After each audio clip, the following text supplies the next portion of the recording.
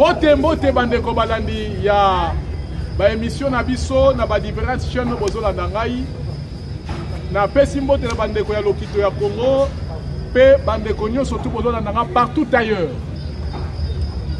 Bandeko toyebi ke Congolais baza ko manipuler biso mingi na ba rumeur. Rumeur eza nini? Large diffusion au M23 sali na Jeune Afrique pour mutabimisi biloko ba M23 ba epanze na réseaux sociaux et ça un certain journaliste o ba benge na kombo ya Christophe Rigaud aza journaliste moko ya ba RFI na ba France 24 c'est un français. Yende mutakomi ba article o na Jeune Afrique o bazolo bake M23 a sali proposition que dialogue ezala na 2026 bakota 50% ya ba force spéciale na bango na FRDC pe en plus ba proposer des noms de la manière à ce que des noms des personnes pour la gestion il y a Nord na Sud Kivu. Or en réalité peuple congolais mais ko yebisabine eza ba fake news. Eza biloko oyo tomonaka autrefois Bastani Boujankera ba Steve Wembi o basalaka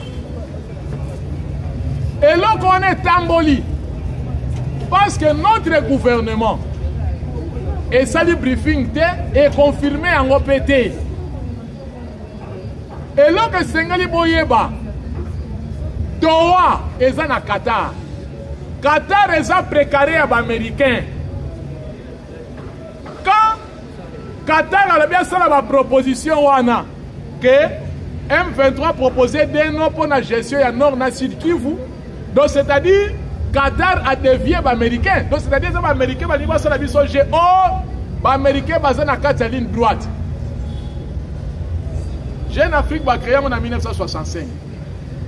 Katumbi, Jeune Afrique est comme en approche depuis 2017.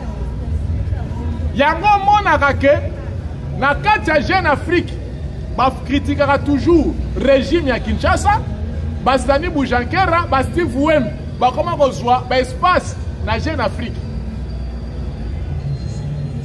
Il y a un autre au moins magasin bien la CIN.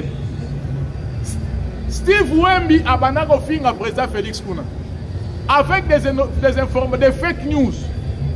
Il y a un moment que ba radio Steve Wembi na CIN. Mais si comme biloko e panzani oyo. Oh les opérations ba congolais mutu passe. Ote, comment le gouvernement et ça condiment que les Rwandais va gérer Nord na Sud Kivu. Fake news.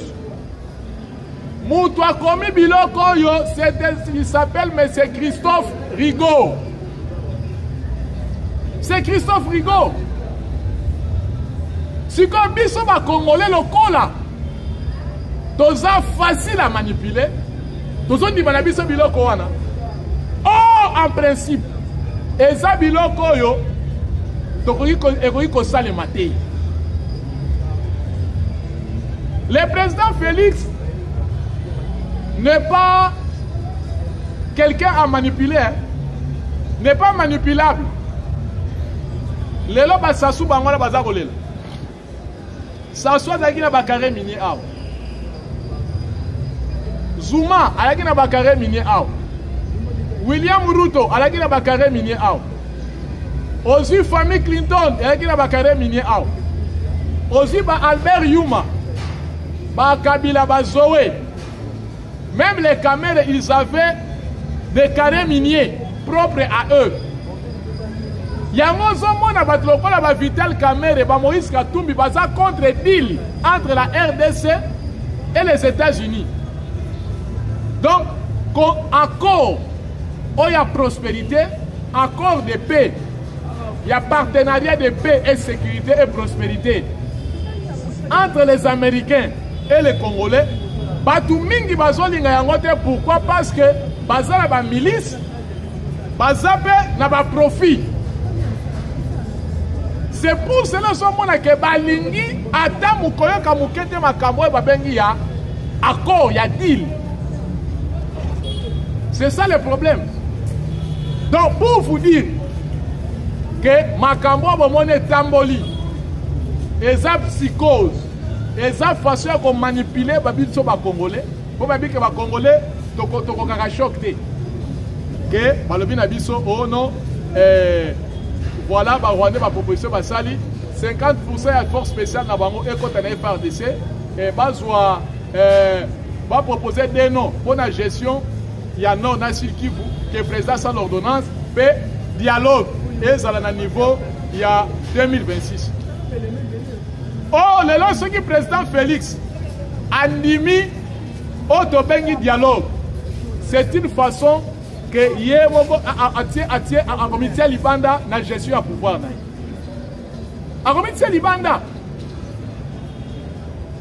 parce qu'il n'y a pas crise, il n'y a pas quoi que ce soit dialogue yanine bon batouana ba yebi ke ceux qui toquent na dialogue eza moyen na bango pour na que baluka façon de se sauver contre ma poursuite judiciaire. Oh, dialogue avec Gonzalate, parce que tous les contrevenants, tous les criminels de guerre, comme les Nanga, comme les Bissimois, comme les Makenga, il faut pas Kangabango, Bakabila, il faut pas Kangabango. Connaissant tout ça, il y a un moment que Bazo Tingabalikamba dialogue. Parce que je viens vous dire une chose. Pourquoi président Félix est aux États-Unis? Président Félix Tshisekedi est aux États-Unis dès que Makambu, il y a Doha, Makambu, il y a des négociations à Qatar entre M23 et le gouvernement, ce que Sidi, président de la République, pas UPP pour Sanini, accueilli. Parce que dans le plateau à Rouzis, il faut que l'entreprise américaine vendent. Na niveau ya Ruchuru, il faut que l'entreprise américaine d'ailleurs la stratégie économique américaine pour le moment pour la macameta d'exploitation à minerai. Masisi na Ruchuru et ça déjà la zone économique américaine parce que la Blackwater va s'installer dans la zone ouana pour permettre à l'entreprise américaine de s'installer pour essayer l'exploitation de la minerai dans les calmes. C'est ça, il y a un moment que la caméra est basée là. Parce que la caméra c'est un seigneur de guerre. Je l'ai dit tout haut. A Kendaga na Ruchu. Donc ça pas ni guerre na Bunagana. A Kendaga tina Bunagana. Voilà que la caméra ni yetu. Caméra côté na Bunagana. Azokate, elambe katanate, pe avimbate. Donc pour dire que la caméra c'est un seigneur de guerre. Caméra connaît tout ce qui se passe à fond dans ma caméra Talibon M23. C'est pour cela que la caméra à tout prix, elle a toujours un langage double, elle a toujours un penchant à Rwanda. Caméra c'est un agent de Kagame. Caméra c'est un agent de Kagame. Il y a un besoin comme na ingina soit parenthèse pour on a ko fungula mena za okanga yango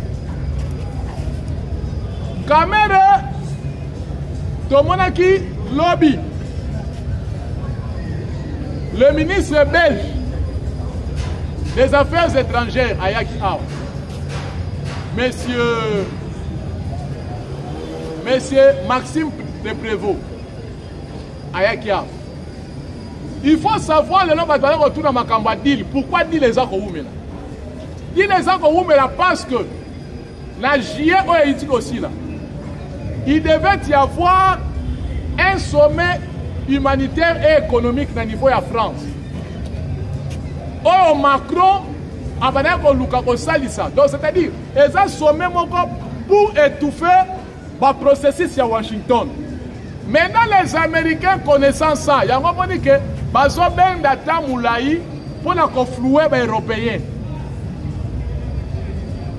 Alors, ministre wana aye awa ayeli nini parce que akotambola na 4 pays na 4 pays wana eza ke mpona kosala pression mpona koinfluencer kopousser bapays mosusu bapays certains pays africains oyo place akotambola bapousser président Félix Tshisekedi ke andima bapays wana baparticiper na festivité ya corps. Alors mutu na bango oyo akoki kosala bango sikoyo lobbying oyo akoki kosala bango manœuvre wana c'est qui? C'est Vital Kamerhe. Yango moni ke Kamerhe alobi que cet accord la RDC est appelée à négocier aussi avec certains partenaires africains. Or ce langage là ne concerne que Kamerhe, ne concerne pas l'État congolais. Parce que tu as dit que le ministre belge Oyao a un jet double.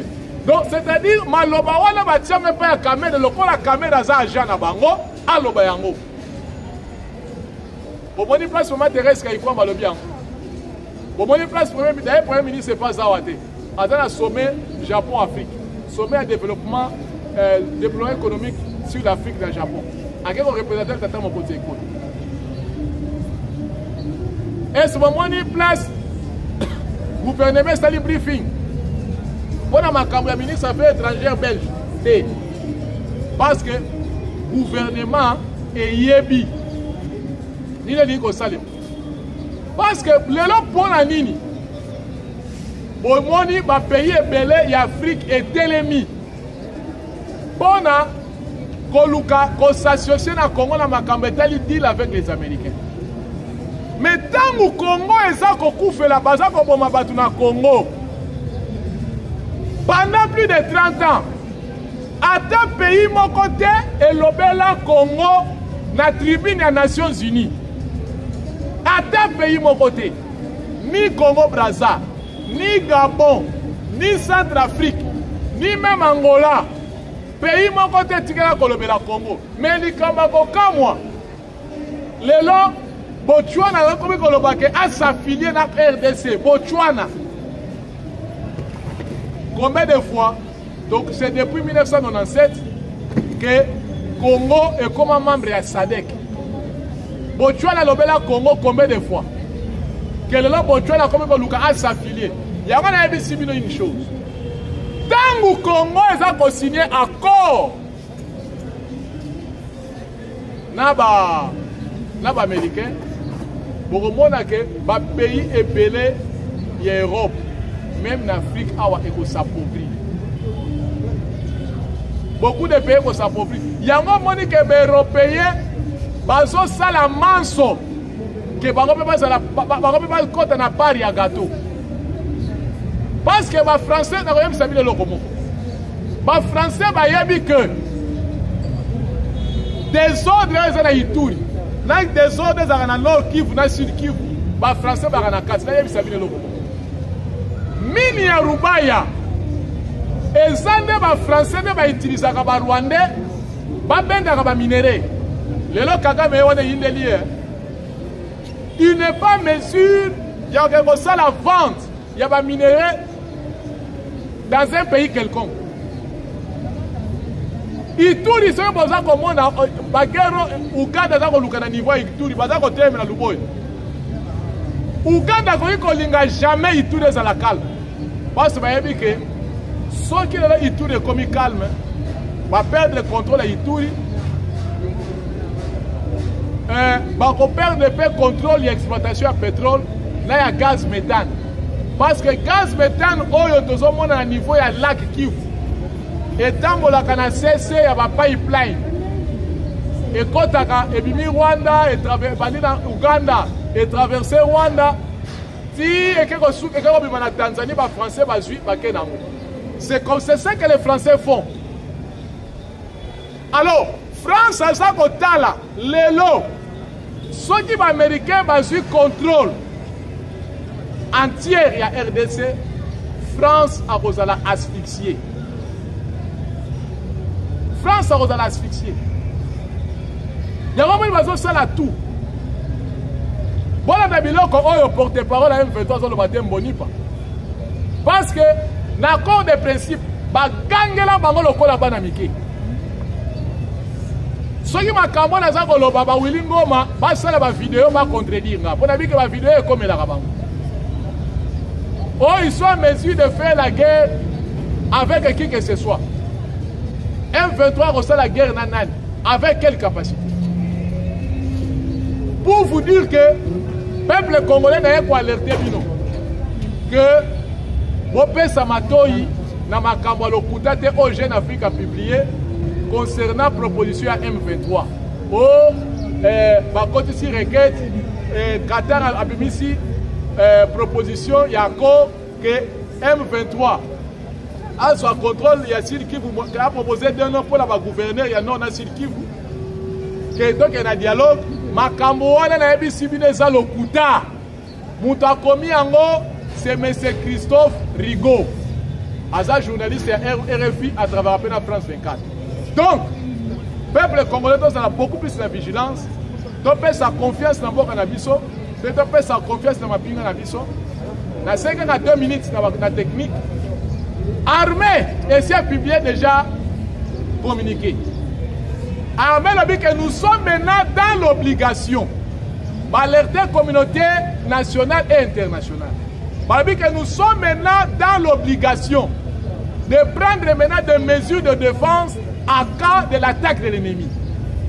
Ce qui m'a dit, nous assumons maintenant nos responsabilités. Donc pour dire que cette fois-ci, l'armée s'est mesure déjà aux préventives de façon que recruter maintenant l'ennemi dehors. En tout cas, merci Mibande Kobalandi. Il y a différentes chaînes au Mozol Anabiso. Parce que la moyenne qui est technique, c'est celle qui a déjà signe que n'a chuté. Il y a un moment que merci. Donc moi on a vu très prochainement. Pour la large diffusion, il y a un message pour tous en tout cas, à la prochaine. Ciao.